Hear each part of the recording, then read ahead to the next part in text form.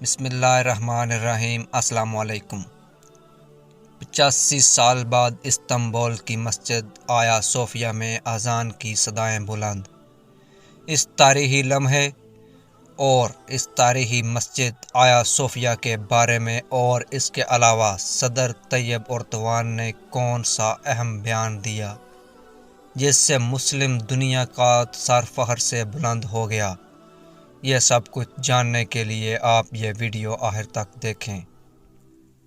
1453 میں خلافت عثمانیہ کے دوران آیا صوفیہ کو فتح کیا گیا اور اسے مسجد میں تبدیل کیا گیا، جو کہ پہلے ایک گریک چرچ تھا۔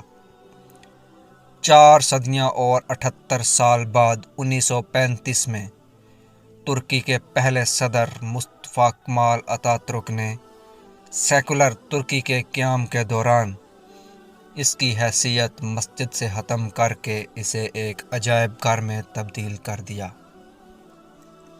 اور اب اس کے 85 سال بعد 10 جولائی 2020 کو صدر، جو کہ ترکی کے موجودہ صدر طیب اردوان ہیں، انہوں نے ایک اور تاریخی قدم اٹھاتے ہوئے اسے مسجد میں تبدیل کرنے کا عملی اعلان کر دیا،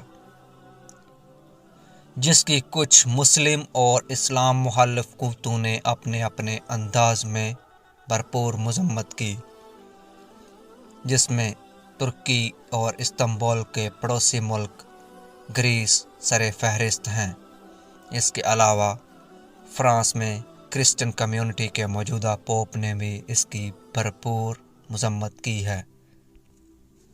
صدر طیب اردوان نے اسے 24 جولائی کو جمعہ کے دن نماز جمعہ کی نماز ادا کر کے اسے باقاعدہ طور پر کھولنے کا اعلان کیا، اور اس کے بعد آیا صوفیہ میں 5 وقت کی نماز ادا کی جائے گی، یعنی 24 جولائی کو جو جمعہ کا دن ہے اس سے۔